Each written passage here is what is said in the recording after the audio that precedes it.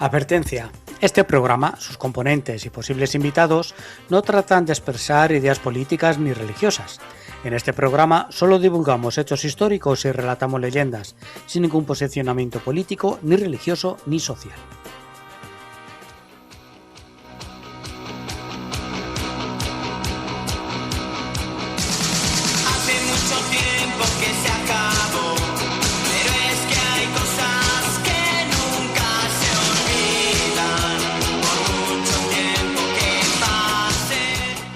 Yo creo que no le da tiempo a llegar, ¿eh? Al jefe. Al jefe. No le da tiempo. Yo lo veo y es mejor que no le dé tiempo en el buen sentido de que no corra. Se está jugando la vida. Menos mal que tenemos a Lu al lado que le va controlando. Sí, que sí. Si no, este se pone en dos ruedas rápidamente. Bueno, de todas maneras yo creo que entre tú y yo podemos hacer el programa, ¿no? Sí, bueno, vamos a tener ayuda, porque hoy realmente vamos a tener otra persona al lado que va a ser la que lleve el peso del programa, porque es un invitado, además de mucho peso, está de buen ver. Sí. está hermoso, ahora que no nos oye. Bueno, pues antes de presentarlo ni de ir a llamarlo ni nada, déjame que diga que estamos en No Me Cuentes Historias, el programa de historia de Onda Plana Santa Cruz, 107.4 de la FM, que hoy es nuestro programa 254, ¿quién lo diría? Y bueno, que estamos ya terminando temporada, nos quedan apurando poco y nada. Nada, ya empiezan los calores y ya empezamos como los chiquillos, ya pidiendo vacaciones. Muy bien. Bueno, pues tú me dirás, ¿a quién estamos esperando? Pues mira, si quieres voy haciendo la presentación y ahora le llamamos. Venga, dime. Venga, pues mira, hoy nos visita en el estudio una de las voces más frescas y viajeras de la divulgación histórica actual. Nuestro invitado es especialista en publicidad y marketing, una carrera que lo ha llevado a trabajar en rincones tan diversos del mundo como China o Turquía. Sin embargo, su verdadera pasión reside en desenterrar el pasado, algo que vuelca cada día en su web oficial y sobre todo en unas redes sociales donde acumula miles y miles de seguidores. Desde su entorno digital se ha convertido en un narrador incansable que recorre la geografía de España y de Europa para contarnos la historia a pie de calle, fusionando la reflexión cultural con la crónica de viajes y haciéndolo además con un toque muy humano, muy cercano. Y muy bien acompañado además porque tiene dos mascotas, dos perretes, sobre todo uno que va a todos los lados con él. Pero hoy Mario aparca por un momento las pantallas, las redes sociales y se viene con nosotros para presentarnos su debut editorial. Ha sacado un libro en una editorial de primer nivel, como es la Esfera de los Libros, y se llama el título, se trata de Las leyendas de Castilla, historias de la tierra que forjó un imperio. El prólogo es de un antiguo conocido nuestro, yo creo que de nuestros primeros invitados, Daniel Gómez Aragonés. En tiempos de pandemia lo tuvimos por aquí. Exactamente, al Godo, el especialista en el mundo medieval español. Y es una obra esta que ha escrito Mario Opazo, que es el protagonista de hoy. Una obra que rescata la esencia de la región clave de nuestra región, que camina sobre la delgada línea que separa el dato riguroso del mito popular. Estamos ahí entre la historia y la leyenda.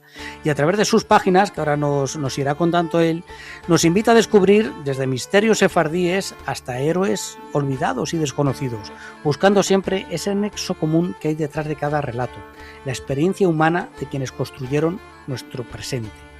Mario, es un placer tenerte en los micrófonos de No Me Cuentes Historias. Vamos a ver si está por ahí. Te subo un poquito la música.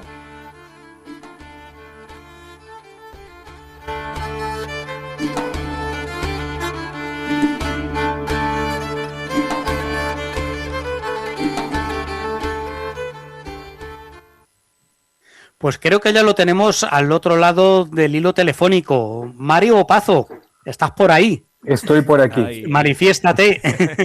Me manifiesto. Muy buenas tardes. ¿Cómo estamos? Muy buenas tardes. ¿Qué tal, Mario? Muy bien y muchas gracias por invitarme a vuestro programa de radio de Santa Cruz de la Zarza, ¿no? Exactamente, provincia de Toledo, ahí en una esquinita, pegando a la tierra indómita de Cuenca. Tenemos frontera, tenemos límite provincial con Cuenca, con Madrid. O sea, estamos ahí en la esquinita entre Toledo, Madrid y Cuenca. Exactamente, en la Castilla, esquina. básicamente. Sí, sí. Pura Castilla, exactamente. Priorato de Euclés. Santiaguistas, somos santiaguistas totalmente. Pues hablando con Mario, porque me llamó la atención cuando vi, por mi oficio, vi las novedades editoriales, le digo, hombre, Leyendas de Castilla. Digo, ostras, digo, con este hombre tengo que hablar yo. Porque en un principio yo te sigo en redes sociales, pero no me había fijado en el autor, no me había fijado en tu nombre. Dije, ópera, digo, que no tenemos, lo comentaba con ella cuando hablábamos, digo, oye, que tenemos a gente que nos habla de la Armada, que nos habla de Roma, que nos habla de tal. No tenemos a nadie que nos hable de Castilla. Digo, Tati, voy a cogerme este libro y ya veo Mario Pazo de que me suena a mí, y cuando te pongo, digo, ostras, pero si le sigo, demonios, y Mario es uno de los primeros divulgadores que tenemos ahora mismo en el panorama histórico español, que más éxito está teniendo, porque lo haces muy bien, Mario. Muchas gracias. Es, no sé, muy el estilo que nos gustaría tener a nosotros, de sencillo, llano, con rigor y capaz de llegar a los miles de seguidores que tienes. Cuéntanos un poquito, ¿cómo te dio por el tema de la divulgación, Mario? Bueno, pues yo he vivido muchos años fuera de España, y cuando volví en el 2017, por ahí fue, 18, pues monté una empresa y vino la pandemia y acabó fatal eso. Entonces un amigo me dice, oye, ¿por qué no te dedicas a esto de las redes y haces lo que has hecho siempre? Que cuando yo vivía en otro sitio, por ejemplo, vivía en China, pues me iban a visitar y yo les iba contando, mira, pues se ve que en este sitio pasaba tal cosa, pues en este arroyo hay una leyenda de un dragón de no sé qué. Y bueno, pues todo esto. Entonces ahí fue un poco como nació esto. Al principio yo no quería hacerlo porque, claro, en las redes sociales aparece gente muy espectacular, y yo básicamente iba con un perro, con una barba blanca, hablando tampoco con mucha edición, simplemente tampoco voy enseñando sitios, ni voy diciendo tienes que comer aquí o allí, sino que simplemente voy contando historias que tampoco tienen un hilo conductor, porque yo hablo de cosas que a mí me gustan. Entonces, que van desde la religión hasta la historia, pero determinados puntos de la historia. Entonces, la gente a veces piensa, es que sabes mucho, no sé nada. Básicamente, simplemente yo comparto cosas que a mí, pues a mí me despiertan curiosidad, y que yo las he investigado y que yo luego las cuento, y que suelen ser cosas que la gente generalmente no cuenta. Eso es un poco la filosofía de nuestro programa. Es decir, nosotros realmente no somos expertos en nada, somos meros divulgadores de cosas que nos gustan. En este caso, pues eso, Joaquín decía antes fuera de antena, uno nos encargamos un poquito de la historia de nuestro pueblo, otro más un poco de la historia de España, historia en general, y contamos cosas muy, muy heterogéneas y muy ecléptico. Sí, como hombres del Renacimiento.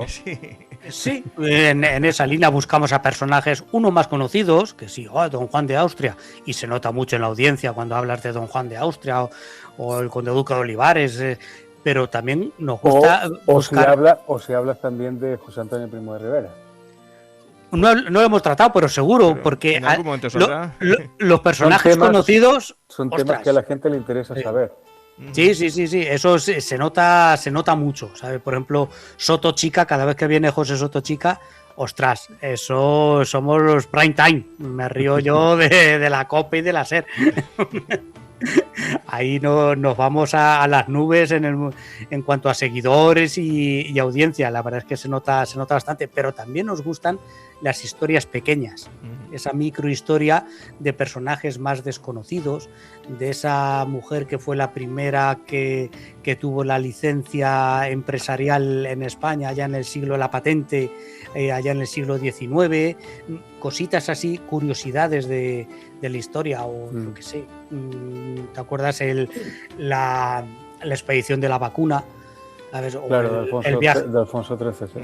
Sí. Exactamente, el viaje de Malespina, cosas así que sí que te pueden sonar, pero que realmente rascas un No son tan poquito y ves que conocidos. son cosas chulas. Pero yo creo que son cosas importantes, ¿ah? Porque, por ejemplo, esa expedición de la que tú hablas, Ujú. si se conociera más, pues la imagen del mismo Alfonso XIII cambiaría también. Ujú. Sí, sí.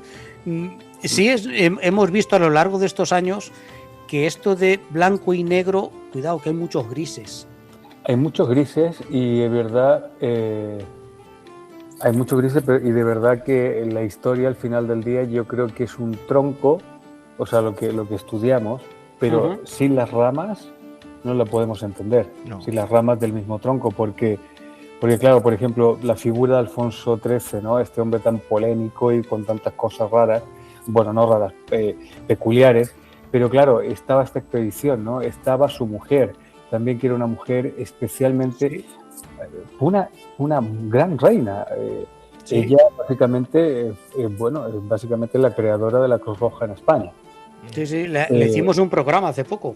Entonces, claro, sin conocer esos detalles, tú no te puedes hacer un poco la idea del personaje, además en la época en la que vivía. Sí, sí, es llegar un poquito al personaje, a lo mejor por la anécdota, pero que te complementa la visión de la figura, porque sin Total. esa oficina pro cautivos de Alfonso XIII, ostras, es que dices, Dios mío, y como no le dieron un premio Nobel de la paz a este hombre, es que es impensable. Ya, pero ¿por qué en España no tenemos una plaza grande y en una avenida importante con Ángel Briz? Por ejemplo, Ángel que Sanz también lo hemos tenido aquí. Ángel Sanz Briz, También. que vamos a ver, que le llaman el Ángel de Budapest, que es uno de los justos entre naciones, el único español, que en Hungría sí que tiene un monumento importante, Sí. en Israel lo tiene, pero aquí Nos Nadie- hemos encontrado nadie con zapa. muchos personajes de ese tipo, gente que ha estado, pues, que es reconocida en otros países y aquí es súper desconocida. Incluso en nuestro propio pueblo hemos tenido también personajes Sí. que en el pueblo Verdad. no lo conoce nadie. Y, por ejemplo, el mayor pedagogo de México en tiempos de la Revolución Mexicana es nacido en Santa Cruz de la Zarza y no lo conoce nadie. Nos ha pasado lo mismo con el militar que fundó Casio, que en Odessa tiene su avenida y sus Ay, estatuas.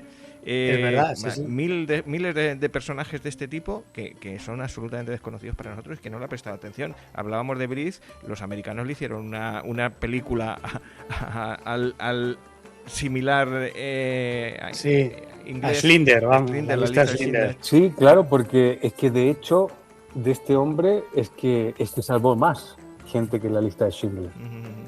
Sí, Sí, sí. se buscó Y las no artimañas. solamente él, porque en el fondo lo que él hacía al principio era otorgar pasaportes españoles a aquellos judíos de origen sefardí, pero esa zona de Europa no es sefardí, es askenazí, que es del otro grupo de los judíos, que son los Ajá. judíos del norte. Y luego él cambiaba los nombres Sí, sí. de las familias para ayudarles a escapar.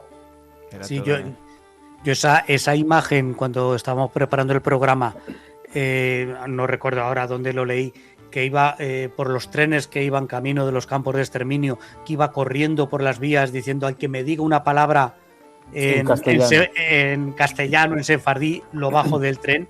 Ostras, hay que ponerse en el contexto. Año 44 en el Budapest ocupado por los nazis a la desesperada. Ostras, hay que echarle mucho valor. No, y además luego este hombre destinó su propio patrimonio en alquilar pisos seguros, en alquilar una serie de cosas, y básicamente lo que hizo fue un poco, ¿cómo se dice?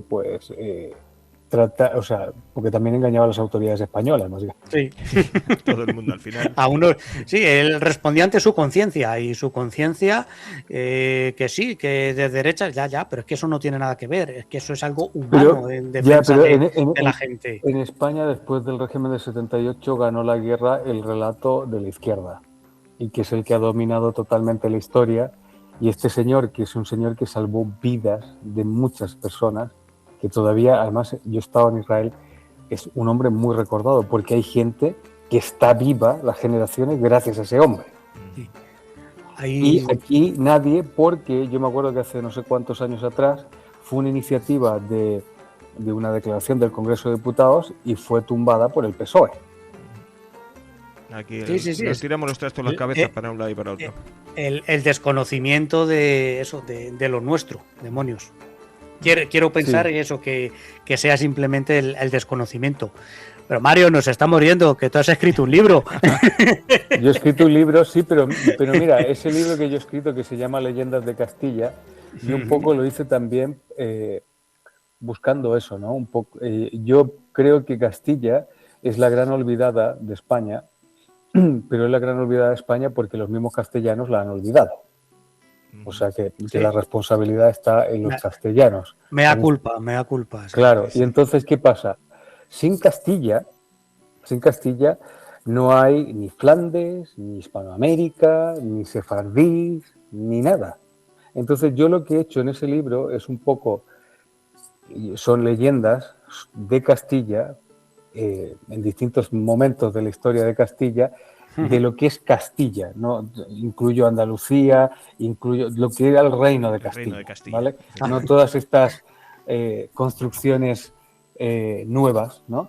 Y entonces he creado un poco estas leyendas, algunas basadas en leyendas antiguas, pero casi todas son de creación mía, en las cuales yo trato un poco de mostrar lo importante que es Castilla, porque siempre o hay un origen, la historia tiene un origen en Castilla o un destino en Castilla. Y entonces Castilla yo es lo que sostengo, ¿no? Es la madre de España, la madre de Hispanoamérica y la madre de Sefarad, porque hoy en día tú caminas por calles estrechas en Jerusalén o en Estambul y escuchas ladino, que es castellano. Castellano antiguo, pero castellano. Pero es castellano. Entonces yo he hablado con gente allí, entiendes perfectamente bien y ellos te entienden a ti. Entonces estamos hablando de la magnitud de Castilla. Castilla financiaba todas las guerras del emperador Carlos V allí por donde se le ocurría financiarlas. Es que Castilla durante una época fue el mundo. El mundo era Castilla. El centro, exactamente, el centro del mundo. Es que nunca lo ha dejado de ser, porque hoy en día en México se habla castellano. Y en Lima se habla castellano. Y en Santiago de Chile se habla castellano. Lo olvidamos. Sí. Parece y en Guinea Ecuatorial y en Filipinas. Tienen apellidos castellanos los chicos allí. Entonces lo olvidamos. Y gran parte de Estados Unidos, las ciudades, son ciudades castellanas. Entonces, yo con este libro pues quería un poco rescatar esto. Básicamente el valor de Castilla y tan maltratada que ha sido, ¿no? Porque sin Castilla es que todo lo otro no existe. Yo quería empezar por el principio, porque sí que, si te soy sincero, no me he dado tiempo todavía a abordar todo el libro, solo voy por las primeritas páginas, pero sí que me ha llamado muchísimo la atención que te ha prologado don Daniel Gómez Aragonés, que es amiguete nuestro. Es muy amigo mío. Quiero que me contes algo de... Dale muchos recuerdos nuestro. Sois amigos y compañeros, se ha prestado fácilmente, porque a nosotros nos va a costar traerlo aquí otra vez. ¿Por? No, él siempre... Sí, no, pero está muy liado siempre. Está muy liado. También cuando grabamos nosotros el fin de semana es cuando más trabaja él. Entonces hay que reconocerlo, que es difícil de cuadrar. Me ha gustado el prólogo, me ha gustado lo que cuenta y la introducción con esas primeras frases está muy chula.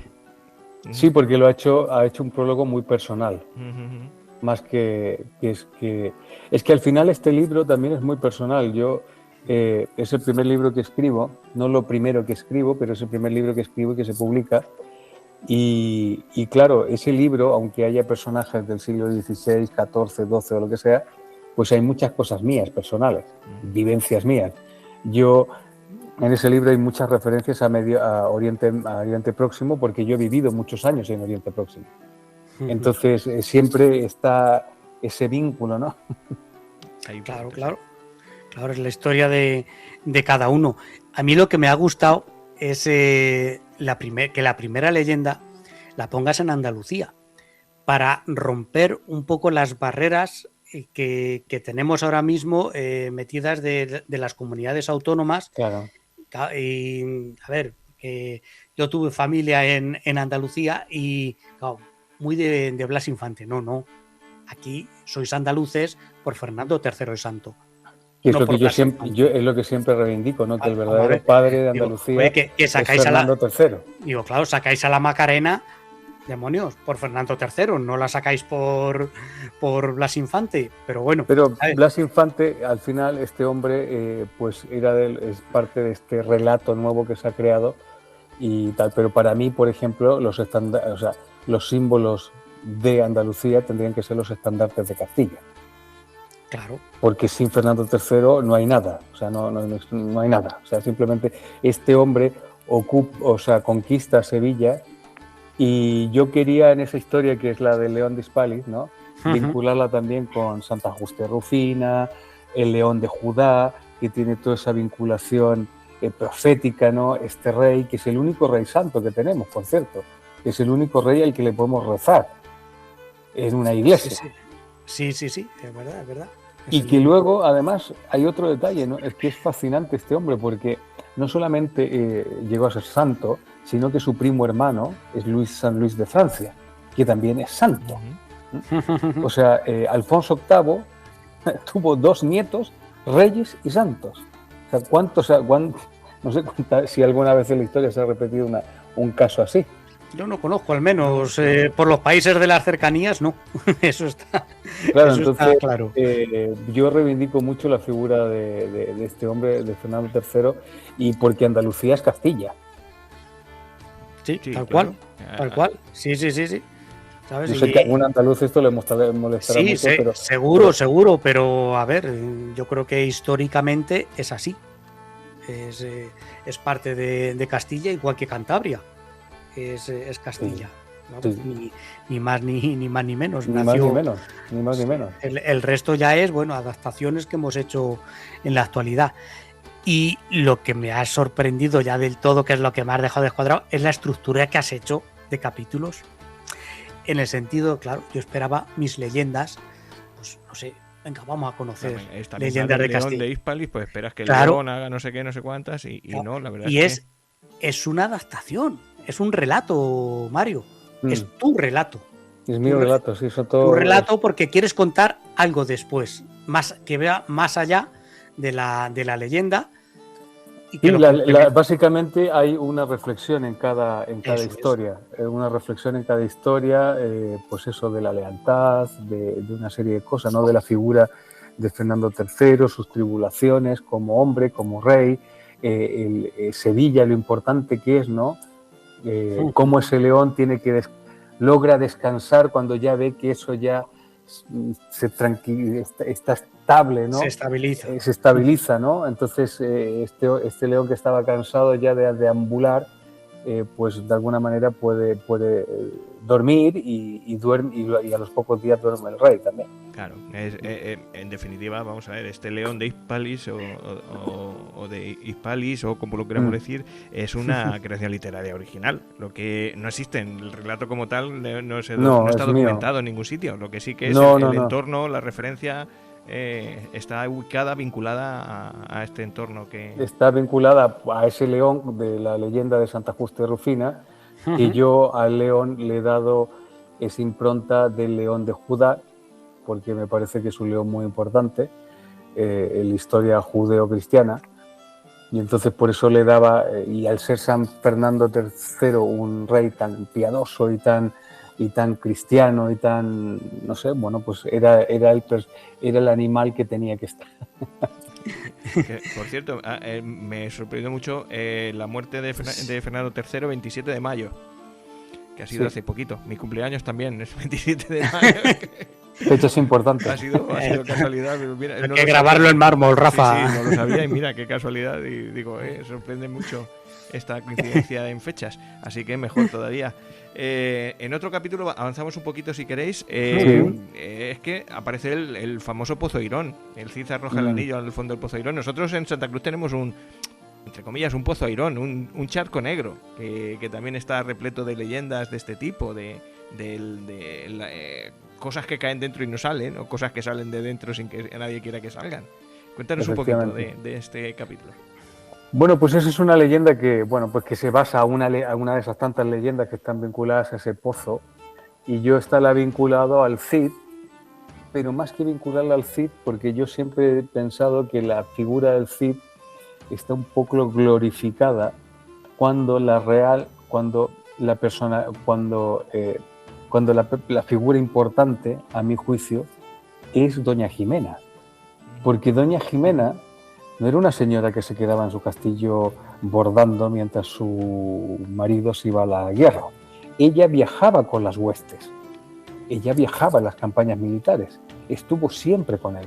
Hay que entender que en aquella época viajar a campamentos militares no era una cosa fácil. Y luego fue esta mujer que cuando muere el Cid, ella se queda de gobernadora plenipotenciaria de Valencia.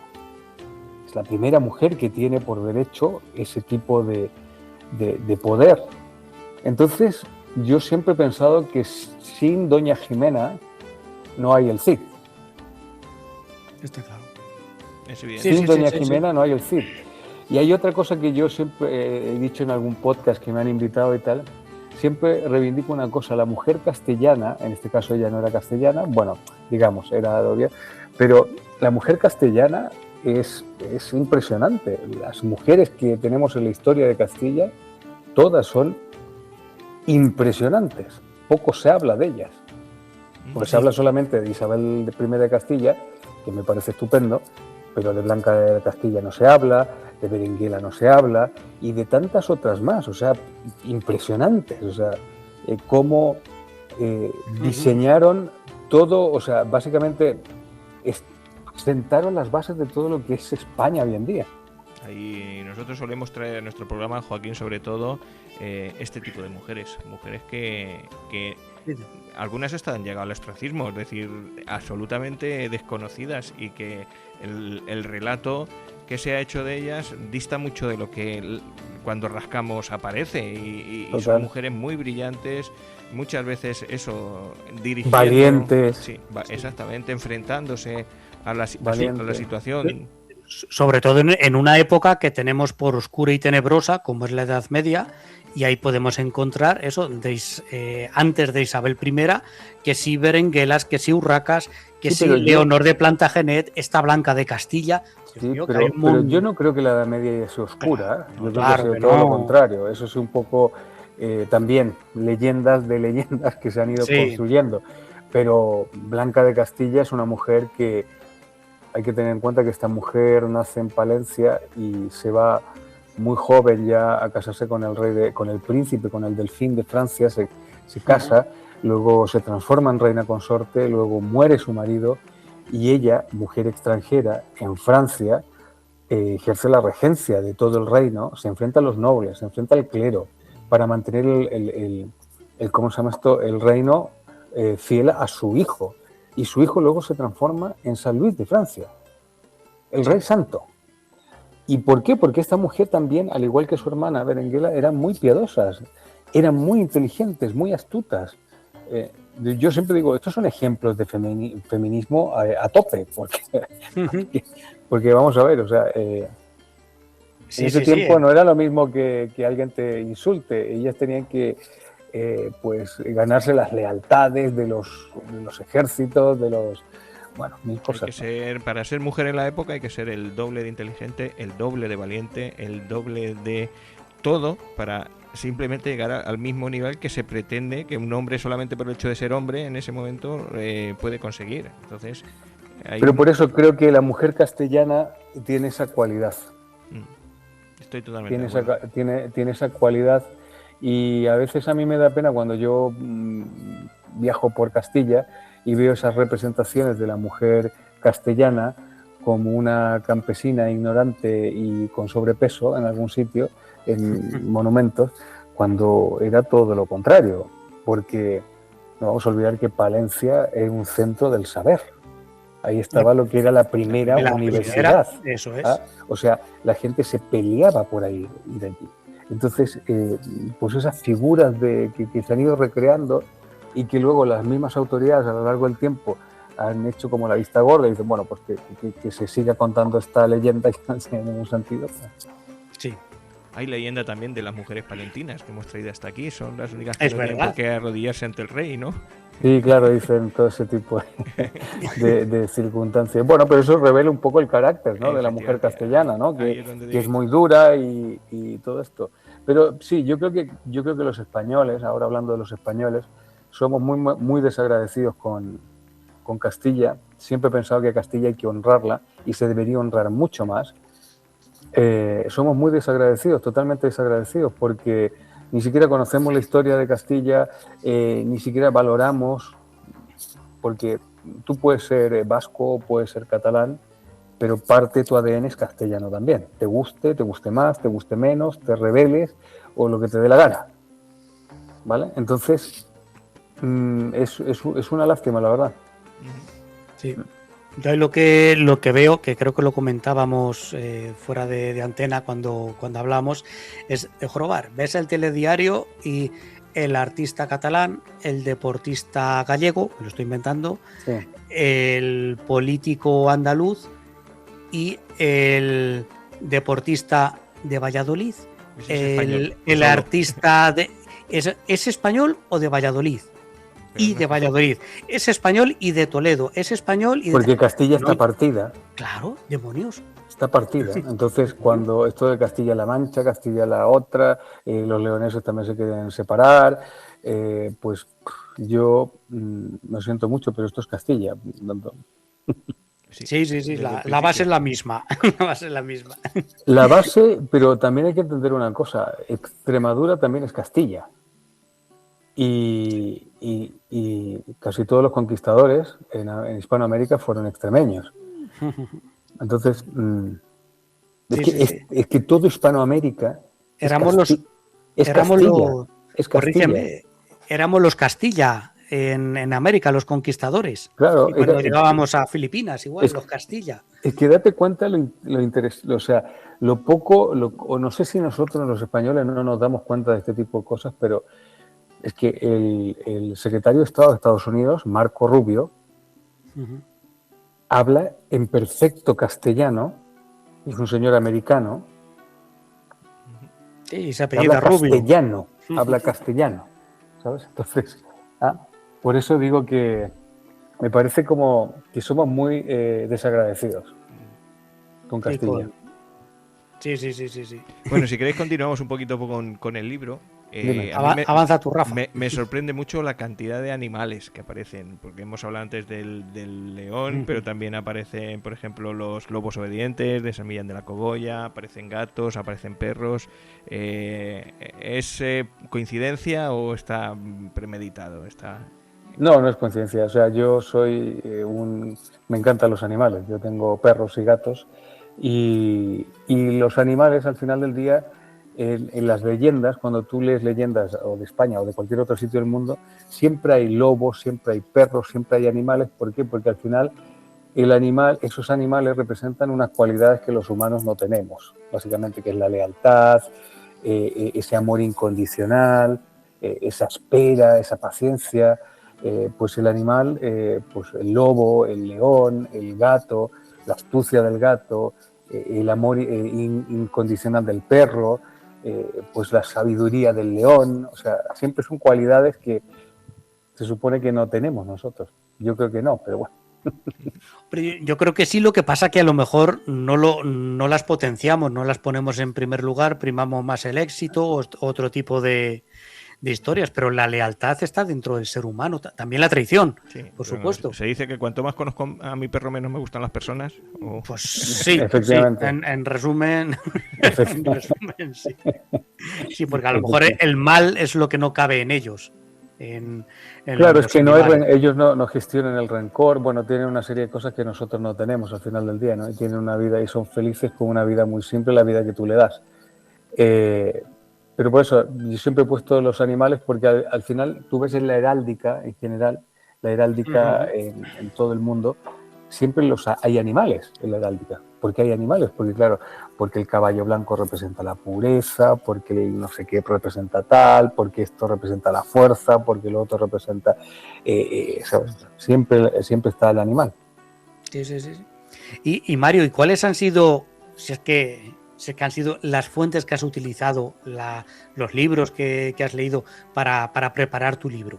¿O es una idea muy preconcebida que tengo yo de bibliografía académica para preparar un libro? No, básicamente yo iba buscando, por ejemplo, si quería yo construir una leyenda en el siglo XIII en Palencia, pues un poco buscaba información de cómo era la vida en el siglo XIII en Palencia, qué escritores habían allí, qué pasaba con Santo Domingo de Guzmán, cómo eran los estudios generales, cómo se estaban conformado Castilla, cuáles eran las intenciones y tal, y un poco para que el relato tenga un poco de sentido, ¿no?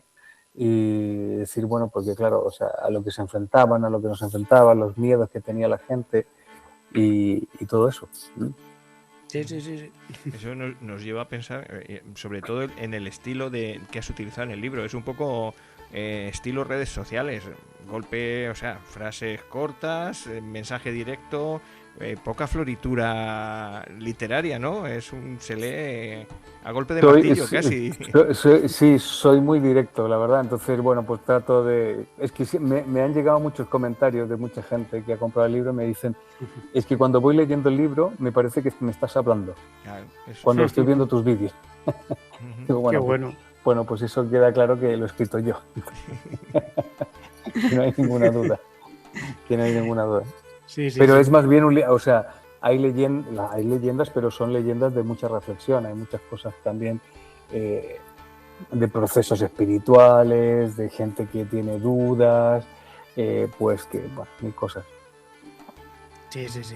A mí me gusta mucho cómo abordas el tema de la relación entre las tres religiones en la Edad Media, ¿sabes? Y no sé, luego se ha ido enfocando hacia la España de las tres culturas.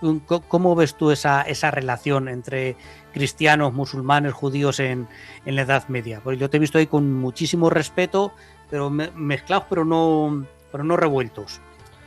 Bueno, yo creo que siempre estuvieron mezclados, pero no revueltos, y creo que también es como el tema de Castilla, ¿no? Castilla, al final, somos ingratos con Castilla y también con estas tres culturas también, porque hemos potenciado mucho la cultura, ese legado musulmán, por decirlo así, árabe, y hemos olvidado por completo el otro, el judío. Y esta es una cosa que yo reivindico mucho porque no existiría el siglo de oro español sin los judíos conversos. O sea, Santa Teresa de Jesús era nieta de un judío converso. Y eso está documentado porque fue interrogado por la Inquisición. Torquemada no era también un judío converso o de familia. Fray Luis de León era de padre y de madre judíos. Entonces, estamos hablando de la flor innata del intelecto del siglo de oro. Todos vienen de judíos conversos. Entonces, es una parte de la historia que yo creo que nos ha contado mucho. Yo no soy nadie para contarla, pero sí que quería que en este libro dejar la parte musulmana un poco de lado y rescatar la otra de la que nadie habla. O sea, está esa leyenda que es cierta, que es una leyenda que existe, ¿no? La de Alfonso VIII con esa mujer Raquel, que se enamoran, ¿no? Entonces, y el jardín de rosas y todo esto, tal. Que esto era, o sea, puede ser que seguramente la leyenda está inventada, ¿no? Pero era una cosa que podía ser. Hay que entender que los reinos cristianos en lo que era la península ibérica, a diferencia de otros reinos en otras partes de Europa, aquí los judíos tenían puestos de poder, no solamente como tesoreros, sino en el arte, en la cultura, en una serie de cosas. Entonces, evidentemente, esa chica, digamos, esa tal Raquel, claro, era una chica ilustrada, que podía tener una conversación con un joven príncipe y tener inquietudes intelectuales. Entonces, perfectamente podría haber un match, como dicen ahora, ¿no? Sí.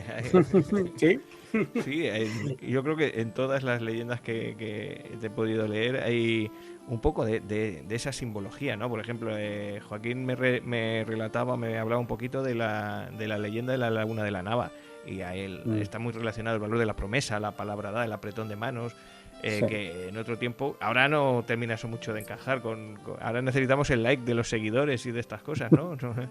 ¿No quieres contar un poco? Sí, pero por lo menos esa tradición todavía sigue, ¿no? Un apretón de manos, ¿no? Aunque sea simbólico, pero claro, la palabra dada, la traición, creo que son como esas...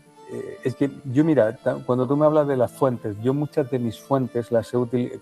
Yo me fui a vivir unos meses ahí a Palencia para escribir este libro y documentarme. pero me fui documentando hablando con señoras mayores y señores mayores bebiendo vinos en pueblos. Y esa gente tiene mil historias, porque la abuela le contó una historia, la otra abuela le contó otra historia, y a lo mejor la que me cuenta esa abuela es distinta de la otra abuela, porque el pueblo es distinto, lo que sea, ¿no? Pero ahí está el gran saber o sea, ahí está la raíz, ¿no? de todos estos conocimientos, ¿no? Lo importante que eran para ellos tal cosa o la otra y tal. Y sí, yo me fui nutriendo un poco de todas esas cosas. Yo generalmente iba y cogía el móvil y me decía, a ver, cuénteme esto, y ¿por qué dice usted tal cosa? Y bueno, pues te iban contando cosas. A la sabiduría de los abuelos, que vamos, que es una maravilla. Es una maravilla, o sea, es una maravilla. Por ejemplo, no lo he puesto en este libro, ¿no? Pero hay una señora que me contó una anécdota en Palencia, en el casino de Palencia, que es un sitio tan elegante, ¿no? Que van las señoras ahí, muy, muy bien vestidas y tal, así. Entonces una señora muy mayor me contaba, ¿no? Cuando Franco estuvo allí, ¿no? Y evidentemente no hay ni siquiera una placa de que este hombre estuvo allí, ¿no? Entonces, bueno, hay una pintura que la han cubierto y tal, pero bueno, en fin. Entonces ella me contaba, ¿no? Y me contaba cómo la gente reaccionaba, tal, la expectación y todo esto. Es muy interesante ver cómo... Y eso queda queda en la memoria popular, en la memoria de la gente. Claro, porque... Y luego de ahí surge, claro, hay una parte que se va olvidando y otra parte que para no olvidarse se va convirtiendo, entre comillas, en esa leyenda que luego se contará en el futuro, diciendo, por aquí pasó y añadirán o quitarán o pondrán otras cosas para adornar, para endulzar esa... Eso es. Decir, es que yo creo que el formato leyenda, por llamarlo de alguna manera, es fantástico, porque, por ejemplo, si tú te encuentras en la Edad Media y tú te quieres contar una realidad que pasa en tu pueblo con el señor feudal de turno, pues te creas una leyenda y cuentas una historia que está totalmente decorada.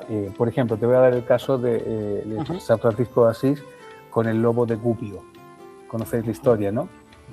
Me suena, pero no la conozco. Gubbio es un pueblito ahí en Umbría, ¿no? Y entonces, pues, había un lobo feroz que atormentaba al pueblo, se comía a los niños, se comía todo era tremendo, era una cosa horrorosa. Y entonces se lo contaron a San Francisco, y San Francisco fue y se enfrenta al lobo y le dice, señor lobo, usted está causando muchos daños a las personas o algo así. Y el lobo entendió. Y a partir de ahí, ese lobo pasó a ser el mejor lobo que podía ser. La gente le abría las puertas de las casas, estaba con los niños, cuidaba tal, y murió de viejo junto con toda la gente cuidando. Evidentemente, él estaba hablando del señor feudal de Gubbio, no de un lobo. Ahí está. Qué bueno. Claro, era para decir, o sea, ¿quién iba a ser tan cruel y horroroso? ¿Un lobo? O sea, iba a ser, claramente sería el ejemplo de una persona, del señor feudal de allí, el señor de Gubbio, que seguramente era horroroso, y Y a ver quién se atreve a ponerle el collar a este lobo y fue cascabel al gato. Claro. Por eso que las leyendas son muy bonitas, porque hay una verdad detrás, ¿no? O sea, hay una verdad. Te cuentan una historia real. Tienen sí, Rafa. No, que iba a decir que y sobre todo la conexión entre unas y otras y lo que ha hecho que tengamos este tipo de leyendas es la tradición oral por encima de la tradición escrita, ¿no? Porque es la que va dando el carácter y la forma a cada una de esas leyendas. En la actualidad seguimos creando este tipo de leyendas y muchas de ellas también y vamos hasta las leyendas urbanas, si me apuras, son transmisiones orales, ¿no? Totalmente. Hay otras totalmente. Totalmente. Y creo que esto tiene que seguir así, porque es parte de como dicen, del ADN del ser humano, ¿no? Vivir de estos sueños, ¿no? De estas ideas. Sí, en nuestro pueblo, Mario, que sepas que Rafa, yo creo que el primer programa nos rompió la infancia a Juan Carlos y a mí, porque en nuestro pueblo hace muchos años unos maestros se inventaron una historia de Santa Cruz de la Zarza que hemos creído a pies juntillas generaciones y generaciones de chiquillos, y llega Rafa el primer día y nos lo tira para abajo. Dice, no, que este pueblo nunca se ha llamado así. No me digas, Rafa. pero por Dios, ¿pero qué me estás contando? Entonces, y eso era que fue Rafa en los años 50, si no recuerdo mal, cuando... Sí, bueno, la historia se recopila quizás un poquito antes. Lo que pasa es que, por ejemplo, hay una leyenda muy chula que es La Casa de las Dos Puertas, que se hace para un programa radiofónico de Radio Nacional de España. Y se escribe es profeso, y entonces, pero todo el mundo da por hecho en Santa Cruz que eso pasó de verdad. O sea, se le atribuye a Carlos III, cuando Carlos III no pasó por allí, seguramente sería Carlos II, porque si no, pero las fechas para coincidir tiene que caer en Carlos III. Parece que tiene que ser un Borbón, pero realmente ahí está el símbolo de los Austria. Los apellidos coinciden con gente noble de Santa Cruz, pero nunca existieron. Las tumbas a las que se refieren son de otras personas, pero está tan bien construido que todo el mundo se lo cree. Y la propia narrativa que viene de los falsos cronicones que ha creado Santa Cruz, que se dice que es más vieja que Roma, pues nosotros lo hemos creído siempre a pies juntillas, es verdad. Y el pueblo se llama Santa Cruz porque se quemaba una cruz entre zarzas que no ardían. Las zarzas estaban ardiendo y la cruz no. Y pasó por ahí Recaredo y se asombró de aquello. Todo eso que es inventado, para cualquier santacrucero, vamos, es una verdad absoluta. Cuando empiezas a desmontarlo... Es así, las leyendas son así. Sí. Y a día de hoy eso siguen teniendo su valor. Y para la construcción de los países fue fundamental. El mito del Cid pues fue importante para la formación de España, o de Castilla y de España, exactamente. Exactamente. No. Yo siempre he pensado que las leyendas son muy importantes. Muy importantes. Más cosas, Joa. Hablamos, por ejemplo, Yo la imagen que tienes del Cid, precisamente, echando el anillo al Pozo Irón. Al Pozo Irón. Pero hombre, eso es el Señor de los Anillos. Eso es Frodo echando el anillo en el Monte del Destino. Pero Mario, es que se me iban los ojos. Digo, pues ahí está, mírale. Te inspiraste, te vino la idea. No. De hecho, no he visto el Señor de los Anillos. No. No lo he visto. Mira, tenemos por aquí, nos acaba de aparecer el jefe por aquí. Hola, Juan. El tercero en discordia. Muy buenas. Buenas. Encantado de conocerte. Muchas gracias, igualmente. Muchas gracias a ti por estar aquí en el programa. Yo es que he llegado tarde porque los negocios son los negocios. No he podido... El currante es el currante. Eso está bien. Pues nada, estamos hablando ahora mismo sobre pues eso, uno de los capítulos en el que el Cid arroja al Monte del Destino, no, al Pozo Irón, el anillo, en este caso, que hay una coincidencia con el Señor de los Anillos. Y está diciendo Mario que no ha leído ni ha visto las películas del Señor de los Anillos. No, nunca he tenido curiosidad, y la verdad que no sé por qué. No me ha despertado curiosidad. Yo la segunda me dormí, pero la primera y la tercera creo que estaban bien. Yo las he visto las 3 seguidas. Mi chico se dormía, se despertaba, merendaba, 9 horas seguidas de película. La verdad es que claro, es un día, es decir, venga, hoy lo dedico a ver esto. Tal cual. Yo voy a tirar de tópico. Yo leí los libros mucho antes de que se hicieran las películas y no hay nada que ver, no tiene nada que ver. Yo prefiero el libro porque tú te creas tu propio paisaje, tus propios personajes, la cara de cada uno de los protagonistas es la tuya, no la que te ponen luego en la tele. Entonces, como todo. Yo coincido contigo. O sea, yo creo que cuando tú lees, tú ya te creas tus propias cosas, ¿no? Claro. Tenemos el libro, 28 capítulos, ¿no? Algo así. Eso es. Yo te preguntaría, ¿cuál te ha gustado más escribir y cuál te ha costado más? Porque la verdad es que hay tanta diversidad. El Guardián del Exilio. El Guardián del Exilio. Cuéntanos un poquito. Bueno, porque es un relato ya mucho más largo, entonces que habla sobre todo este proceso de duda, de discernimiento de una persona con su fe, con sus creencias, con el arraigo. Yo hablo mucho de la pertenencia en este libro, ¿no? De pertenecer. Entonces, bueno, pues que es una cosa que a mí a nivel personal también es una cosa que yo siempre he tenido, esto de pertenecer a dónde, ¿no? Y entonces, bueno, pues ese ha sido como...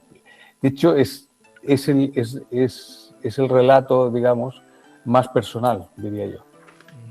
Hay mucho ahí de eso, lo que tú contabas de Hay turbulencias. casi todo de mí ahí. Ese es el capítulo para nuestros oyentes, hay que recomendar el capítulo 22, ¿verdad? Sí, mejor que no lo lean. Mejor que no. Y luego hay otro capítulo que está dividido en 3 partes, son 4 partes, que es 4 partes creo, La Rosa del Mediterráneo. Eso es. ¿Y por qué es. dividirlo? Bueno, fue idea del editor, básicamente, que quería dividirlo, no sé, fue un poco su idea en este aspecto. Yo me dejé guiar por ellos, pero sí, la verdad que esa también es una historia interesante también porque es una historia en la cual yo también pongo ahí un granito de política, ¿no? A pesar de que está ambientada en otros tiempos, ¿no? Y hay otra que se llama El Medallón de Atahualpa, que también evidentemente hablo de dinastías y casas reales escogidas por los dioses. Yo me he quedado voy por la parte de la Edad Media, estoy a punto de entrar en La Gata de la Reina y del Gran Capitán. Fatosh. A punto de entrar en la Edad Moderna, que yo creía que te ibas a centrar porque parece que la Edad Media se presta mucho a la leyenda, pero veo que te has adentrado en otras épocas. Sí, aparece Gabriela Mistral, por ejemplo. Gabriela Mistral, claro. Sí. Gabriela Mistral fue cónsul de la República de Chile en Madrid en un periodo bastante interesante, y bueno, algunos dicen que ella iba mucho al retiro, ¿no? Y entonces ahí yo creé un poco una leyenda sobre esta mujer, porque también es una mujer muy olvidada y fue una gran poetisa y sobre todo premio Nobel de literatura. Pero el otro premio Nobel de Chile, que es Pablo Neruda, pues se ha llevado casi todo el protagonismo, ¿no? Sí.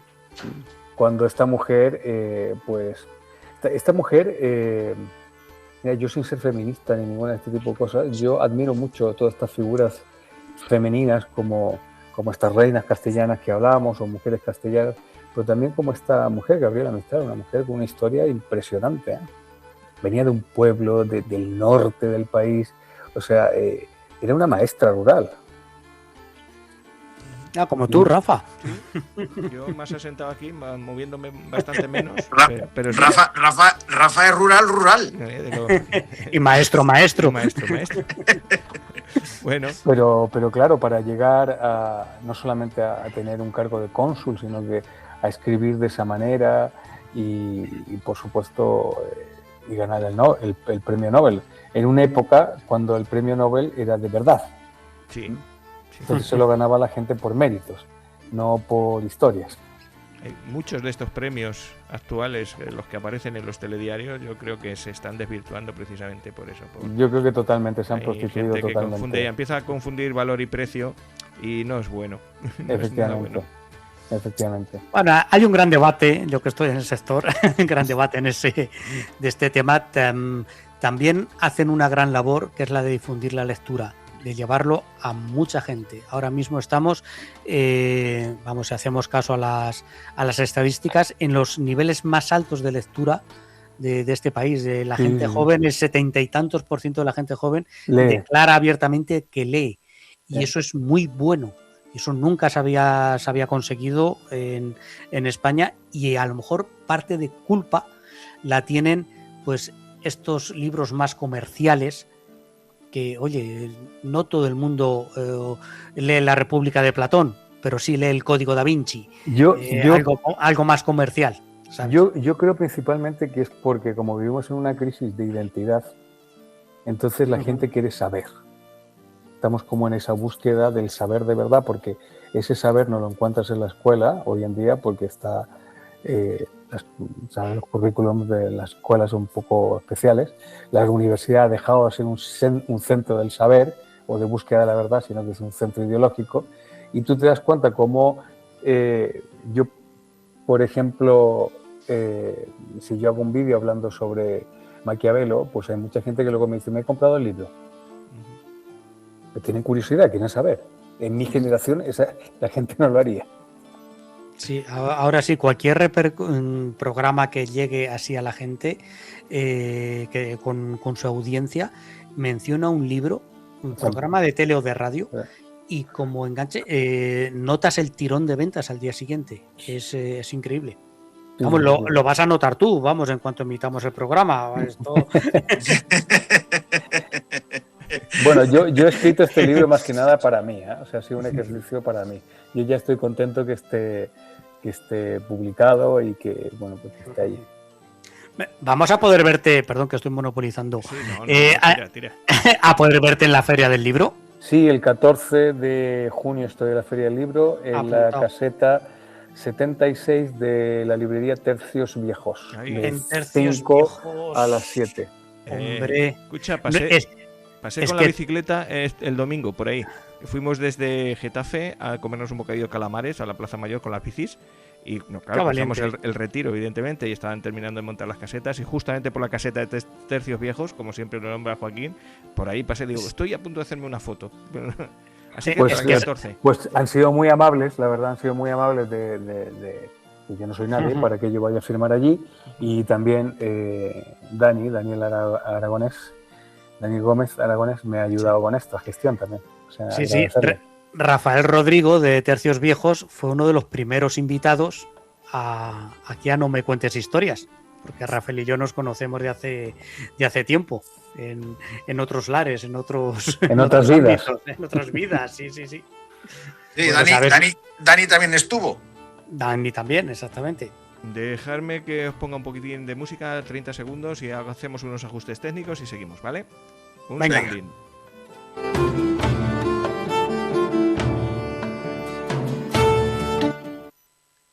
Bueno, pues era eso, que nos faltaba un pequeñito ajuste ya para encaminar ese fin de programa, que estamos aquí enganchaditos, llevamos casi una hora y hablando con Mario, y nos está gustando muchísimo. No sé, Joaquín, si quieres tú ir rematando ya esto. Pues el remate es, oye, en la Feria del Libro de Madrid, qué mejor que disfrutarla comprando la obra Leyendas de Castilla de Mario Pazo. Y de paso, Mario, darte las gracias por venir a nuestra humilde morada. Quedas invitado para venir cuando quieras a Santa Cruz de la Zarza, a nuestro pueblo. Os voy a cobrar la palabra porque tengo mucha curiosidad. Tienes unas gachas, ¿sabes? Cuando se viene a comer y a beber. Luego, si hace falta, hacemos programa o no, pero se viene a pasar el día como se debe pasar en el pueblo. Sí. Perfecto, pues ese plan a mí me gusta bastante. Ese plan me gusta bastante. No, gracias a vosotros por darme la oportunidad de poder presentar mi libro y comentar un poco. Y nada, y sobre todo, sois los primeros, la primera radio que hablo sobre Leyenda de Castilla y que sois castellanos, por lo tanto, está genial. Vale, mira, estupendo, por fin tenemos una primicia. Una medallita, venga. De hecho, me han pasado cosas muy curiosas porque mucha gente de México, por ejemplo, me sigue. Y en México ahora, a pesar de, yo pensaba que como está todo esto de la leyenda negra y todo esto, ¿no? Pues existía este tipo de mala reputación de los españoles, pero es todo lo contrario, están en una búsqueda también de sus raíces hispanas, de sus raíces españolas, y mucha gente me dice, es que mi bisabuela era de Toledo, es que el no sé qué, no sé cuánto y tal, y es con esa búsqueda, ¿no? Y que me parece súper interesante y creo que nos hermana mucho más con Hispanoamérica, que también la tratamos bastante mal, que tratamos a todo el mundo mal, ¿no? Con toda América en general. Nosotros hace años, bueno, aquí hay una plaza, la Plaza Nueva, que está dedicada a un antiguo embajador de Estados Unidos en España y que se apellidaba Almaguer. Y llegó hasta aquí buscando porque yo vivo en Corral de Almaguer, realmente. Vino buscando el origen de su apellido. Y lo encontró. Sí, no, lo que se encontró es que se llevó de aquí no sé cuántos jamones, no sé cuántos litros de vino. Sí, pero vamos, todavía está ahí la plaquita con el nombre del embajador Almaguer, ¿sabes? Pues yo creo que tenemos que rescatar Castilla mucho más para que se hable mucho más de ella y por supuesto, mira, y otra cosa que yo siempre digo, por ejemplo, la tumba de los Reyes Católicos ahí en Granada, que a mí me parece una vergüenza. Tendría que estar un poquito más acá, más cerca. No, o sea, tiene que estar donde tiene que estar, que es allí. Donde se pensó. Pero en Granada, pero es que tendría que haber una guardia de honor de la Guardia Real permanente. O sea, tú vas a Argentina y cualquiera de sus libertadores, en la Catedral de Argentina, Buenos Aires, hay una guardia permanente de granaderos. Y aquí estamos hablando de los reyes católicos, que sin reyes católicos no hay ni granaderos ni nada. Ni nada. Entonces, es que me parece absolutamente... no entiendo. Está Hernán Pérez del Pulgar, que es capaz de levantarse y liarse a tortas con cualquiera. El más valiente. Muy bien, lo dicho. Pues si quieres, bien. Mario, espérate un poquito por aquí, que te despedimos en privado ya. Y aquí en público, de nuevo, agradecerte muchísimo que te hayas parado un momentito a hablar con nosotros y hacernos este favor de presentarnos tu libro, que como digo, pues, estamos en ello, nos queda un poquito todavía, pero que hay que recomendar sí o sí a todo el mundo que escuche este programa y que se pase por la Feria del Libro. Hemos dicho el día 14, ¿no? 14 de junio. 14, 5 a 7. En Tercios Viejos, allí está el libro y lo firma directamente Mario. Chicos, un segundillo y despedimos el programa y entre tanto a Mario por aquí fuera, ¿vale? Vale. Pues oye, qué contento estoy, Sí. porque además ha sido de las personas más accesibles desde el primer momento, y mira que tiene lío este hombre, lo que ha costado mantener el hilo, pero desde el primer momento dijo, sí, encantado de participar. Sí. ¿Sabes? Es que son malas fechas. Estamos en plena Sí. Feria del Libro. Ha empezado hoy o ayer, ¿no? Empieza la promoción de su libro y él sigue su vida, su actividad en redes sociales, que no para y es muy intensa, ¿sabes? Para los que somos sus seguidores. Y a ver, que saque un ratito para dedicarnos a nosotros, pues yo estoy muy contento. Mario Opazo. ¿Y cómo Estamos contentos todos. Ujú. Bueno, Tal tú, cual, tú medio contento que has llegado medio tarde. A ver qué va a No, pasar. a 10 minutos he llegado yo. Bueno, pues A la men, ha llegado a la men. A la men. te va a costar escuchar lo que no has estado de programa para que veas que has Sí, no, pero eso no me cuesta trabajo. Un Eso programa lo escucho. decentito. Me Y- pongo desde el primero al final. Y- Pues que chicos, voy a cambiar la sintonía, vamos poniendo si queréis Sinistro Vale. Total y me decís si hacemos algo la semana que viene o tenemos también invitado, que creo que vamos a ser por lo segundo, ¿no? Vamos a Yo creo que sí, que podemos tener, que vais a ganar mucho, sí. porque Ya yo fíjate creo que el que programa pasado ya ganamos.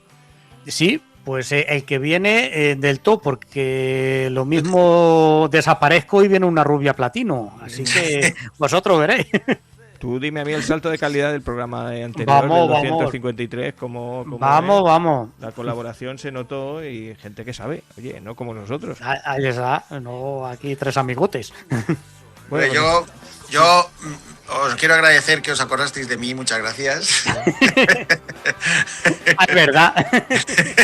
¿quién era este? ¿Quién es este que está hablando? Este señor que se asoma aquí, Este señor de flequillo levantado. Es que- de frente amplia. Además, fíjate que coincidieron una serie de factores que Joaquín hizo su programa normal y corriente, como siempre. O sea, una Pesado. hora y pico de programa es de Joaquín. Pero es que tu parte y la mía se alargaron también mucho. Al final, Joaquín tuvo que correr para meternos Claro. en las 2 horas, ¿eh? Cuando quiero más acordar, miro a Rafa y está con los 5 deditos. ¡Ostras! Que corta. Pero si voy por la mitad.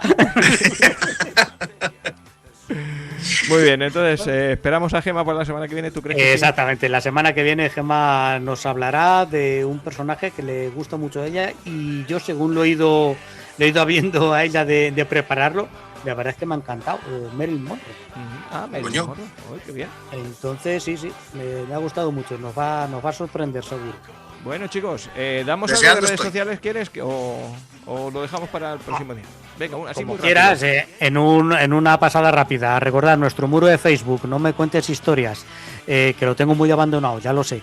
También tengo muy abandonado el Instagram, Nome-Cuentes Historias, Twitter, @No Me Cuentes Onda. ¿Y qué nos queda? Pues ya las distintas plataformas donde nos podéis ir escuchando. Spotify, No Me Cuentes Historias, YouTube, No Me Cuentes Historias, y en la plataforma iVoox, que es donde subimos los 2 programas que llevamos en marcha. No Me Cuentes Historias, el programa grande, ya con 1100 seguidores, ya a punto de llegar a los 1200, bien. Y el programa chiquitín, No Me Cuentes Biografías, No Me Cuentes Historias, sabéis que es el programa que emitimos los domingos a partir de las 6 de la tarde y volvemos a repetir los jueves a las 9 de la noche. y No me cuentes biografías se emite de forma alterna, como el Guadiana, va y viene, los sábados por la tarde a las 5. Ahí vamos alternando nuevos capítulos con algunos más antiguos, pero en el podcast, en iVoox, va todo a rajatabla, aunque un poquito más espaciado. Y nos queda el 679-984636, que es nuestro número de WhatsApp, que ahí, como siempre, esperamos vuestros comentarios, vuestras sugerencias, etcétera, etcétera, y de ahí podemos nosotros también sacar cosillas. ¿Algo más, Dire? Pues nada más. Pues A mandar, tus deseos son órdenes. lo que Esto tú es digas, así. eso hacemos.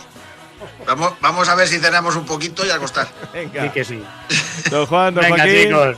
Nos vemos, chicos. Venga, Rafa, juega. Hasta otra. Mañana.